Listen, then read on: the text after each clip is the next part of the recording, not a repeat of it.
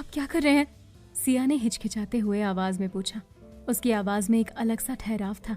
श्लोक धीरे से उसके और करीब आया और धीरे से उसके कान में बोला, श्श्श, अब ठीक लग रहा है?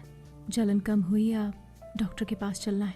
सिया उसकी नज़दीकी से घबरा गई। वो जल्दी से पलटी तो श्लोक बिल्कुल उसके सामने खड़ा था, इतना नज़दीक कि उसके सीने की गर्माहट वो अपनी सांसों में महसूस कर सकता था। एक पल के लिए दोनों की नजरें टकराई। वक्त जैसे थम सा गया। कमरे की खामोशी में सिर्फ उनके दिलों की धड़कनें सुनाई दे रही थी। सिया के भीगे बालों में पानी की बूंदें टपक रही थी। बाल उसके गालों और माथे से चिपक गए थे। श्लोक की नज़र उसके भीगे चेहरे पर टिक गई। वो खुद को रोक नहीं पाया। उसने धीरे से हाथ बढ़ाया और उसके चेहरे पर चिपके बालों को पीछे सरकाया। उसकी उंगलियां बेहद नरमी से उसके गालों को छूते हुए गुजरी। सिया का बदन एक पल को सिहर गया। उसने झटके से आंखें खोली और थोड़ा पीछे हटते हुए बोली, ये क्या तरीका है? कम से कम बता तो देते कि पानी डालने वाले हो। मेरे कपड़ों ने काफी हद तक कॉफी सोख ली थी, सिर्फ हल्की सी जलन थी। इसका ये मतलब नहीं कि मुझे पानी से नहला दो। अब इस हालत में मैं घर कैसे जाऊं? श्लोक ने हल्की सी सांस ली, फिर बिना कुछ बोले अपनी वार्डरोब खोली और उसमें से एक सफेद और सुनहरी किनारी वाला सूट निकालकर उसकी ओर बढ़ाया। पहन लो, बाकी बातें बाद में कर लेना। सिया पहले तो कपड़े लेने से हिचकिचाई, लेकिन खुद की हालत को देखकर और कोई चारा नहीं था। उसने कपड़े लेकर वॉशरूम की ओर रुख किया। कुछ देर बाद जब वो बदली हुई ड्रेस में बाहर आई तो और भी अलग लग रही थी।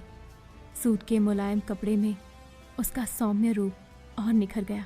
वो श्लोक के पास आई, उसकी तरफ देखा, फिर होंठ भींचते हुए बोली, मैं किसी का एहसान नहीं रखती, ये सूट कल लौटा दूंगी, वो भी महंगे डिटर्जेंट से धोकर।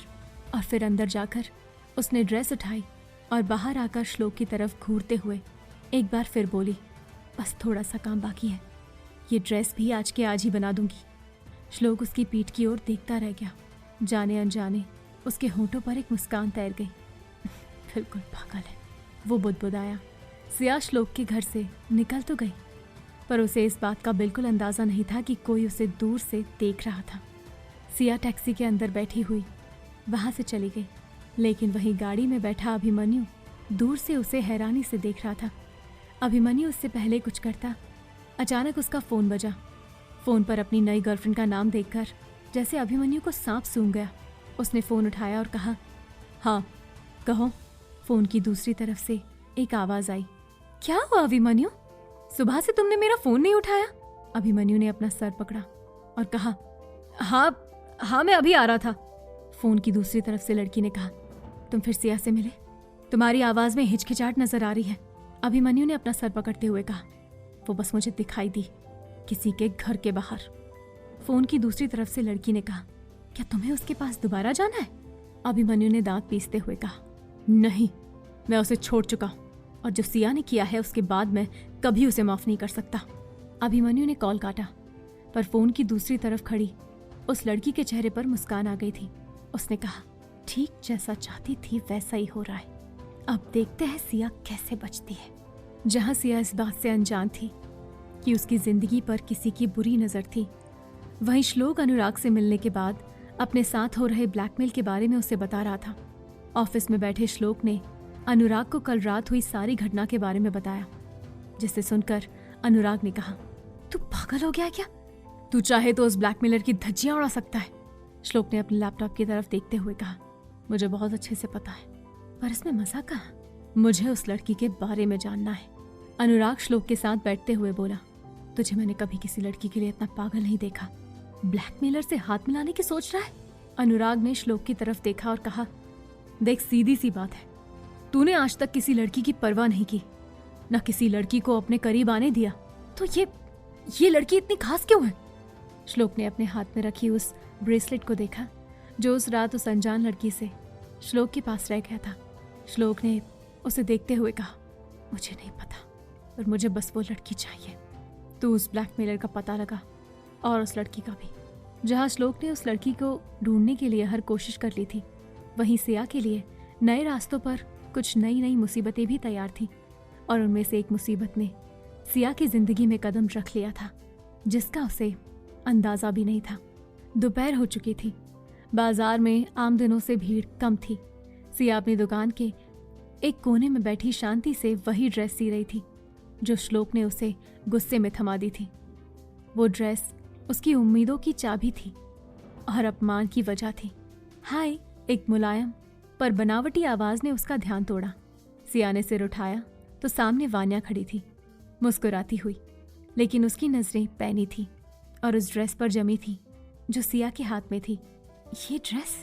उसने सवाल किया, जैसे कुछ पहचानने की कोशिश कर रही हो। सिया ने जवाब दिया, हाँ, आपने जो काट दिया था मैं वहां चली गई थी। वान्या की मुस्कान जम गई थी। उसे जैसे यकीन ही नहीं हो रहा था कि उसका दिया कार्ड इस गवार सी दिखने वाली लड़की को श्लोक के पास ले गया और श्लोक ने अपना मास्टरपीस ड्रेस इसे हाथ लगाने दिया। उसके चेहरे पर ईर्ष्या और क्रोध से मिली जुली लाली थी। ये ड्रेस तो श्लोक का मास्टरपीस है, वो बुदबुदाई, फिर खुद को संभालते हुए बोली, अच्छा, तुमने इसे सिलना शुरू भी कर दिया? सिया ने भोलेपन से मुस्कुराकर कहा, हाँ, मुझे तो कुछ समझ ही नहीं आया पहले, पर अब शायद हो जाएगा। वान्या ने अपनी मुस्कान को खींचकर नकली चिंता दिखाई और ड्रेस के पास आकर बोली, जरा दिखाना तो, मैं भी देखूं तुमने कैसा काम किया है। सिया ने ड्रेस उसकी तरफ बढ़ा दी, पर जैसे ही वान्या ने ड्रेस पकड़ी, उसने उंगलियों सिलाई की जगह को कसकर खींचा और ड्रेस को दोबारा फाड़ दिया। एक तीखी चर की आवाज के साथ ड्रेस फिर से फट गई। सिया का चेहरा एकदम पीला पड़ गया। वो सन्न रह गई, जैसे किसी ने उसका सपना दोबारा कुचल दिया हो।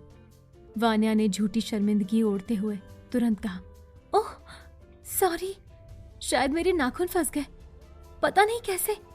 फिर उसने सॉफ्ट टोन में जोड़ दिया, तुम फिक्र मत करो, तुम बहुत टैलेंटेड लगती हो, बना लोगी फिर से, मैं बस मदद करने आई थी। और फिर मुस्कुराते हुए जैसे कुछ हुआ ही नहीं पलटी और बाहर निकल गई। शाम के वक्त श्लोक के ऑफिस के बाहर एक ऑटो रुका। हाथ में उसी ड्रेस को संभालती हुई सिया उतरी। डरी हुई थी, लेकिन अंदर जज्बा था। अंदर दाखिल होते ही वान्या उसकी ओर मुड़ी। वो पहले हैरान रह गई, फिर तंज कसती मुस्कान के साथ बोली, अरे तुम वापस आ गई, मुझे लगा ड्रेस ठीक नहीं हुई होगी। कोई बात नहीं, कोशिश करना भी जरूरी है।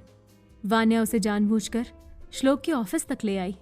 अपने कैबिन में श्लोक ने जैसे ही ड्रेस को खोलकर देखा, उसकी भौएं धीरे धीरे ऊपर चढ़ने लगी। वो उस जगह को ढूंढ रहा था जहां से ड्रेस फटी थी, पर अब वहां एक महीन कढ़ाई थी, रेशा रेशा ढका हुआ था, ऐसे जैसे कुछ हुआ ही ना हो। वो एक क्षण को शांत रह गया। वान्या ने भी जैसे ही सिलाई देखी, उसका चेहरा उतर गया। वो जल्दी से बोली, ये ड्रेस तो कहीं से बनवा लिया है ना? Don't lie, okay? सिया की आंखों में अब डर नहीं था, ना असमंजस, सिर्फ कॉन्फिडेंस था। वो जवाब देती है, आप चाहे तो हर धागा खोलकर देख सकती हैं। श्लोक चुप था, फिर अचानक उसने फोन उठाया और कुछ टाइप करने लगा, लीव अस अलोन। ये सुनकर सिया हैरान रह गई और वान्या के चेहरे पर कठोर मुस्कान उभर आई।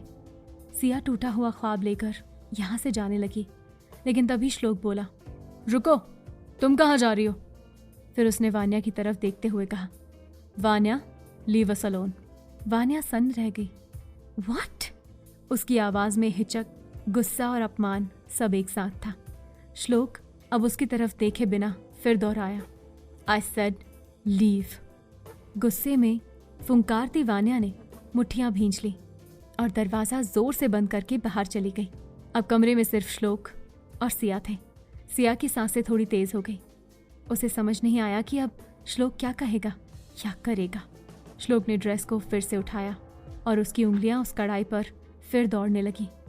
कुछ सोचकर वो बहुत धीरे से बोला, अनबिलीवेबल, तुमने ये ड्रेस सिर्फ सी नहीं है, ये तो कुछ और है। वो अपना सेंटेंस अधूरा छोड़कर सिया की ओर पलटा। उसकी आंखों में गहराई थी और आवाज अब शांत लेकिन गंभीर थी।